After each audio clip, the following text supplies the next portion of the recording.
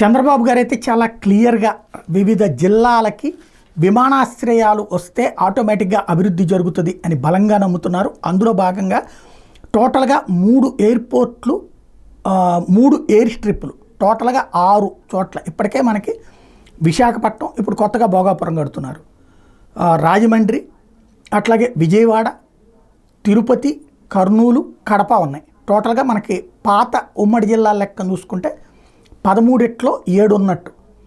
అయితే తర్వాత 26 జిల్లాలని. ఇప్పుడు తాజాగా చూస్తే నిన్న చంద్రబాబు గారు మౌలిక సదుపాయాలకు సంబంధించినటువంటి ఆదేశాలు ఇస్తూ దగదర్తి, చిత్తూరు జిల్లా కుప్పం విమానాశ్రయాల నిర్మాణానికి అవసరమైన చర్యలు తీసుకోమని ఆదేశించారు. శ్రీకాకుళం జిల్లా మూలపేట దగ్గర విమానాశ్రయ నిర్మాణానికి ప్రతిపాదనలు రూపొందించమన్నారు. ఎందుకంటే భోగాపురం ఉంటుంది, ఆ తర్వాతన ఇంకొక ఎయిర్పోర్ట్ అక్కడ మళ్ళీ శ్రీకాకుళంలో ఆ మూల, అందుకనే చెప్పుకొచ్చారు.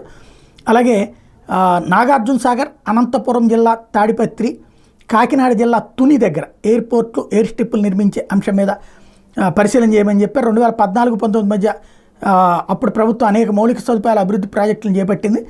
వైకాపా ప్రభుత్వం వాటిని నిర్వీర్యం చేసింది. ఆ ప్రాజెక్టు మళ్లీ చేపడతామని ఈ సందర్భంగా ప్రకటించారు.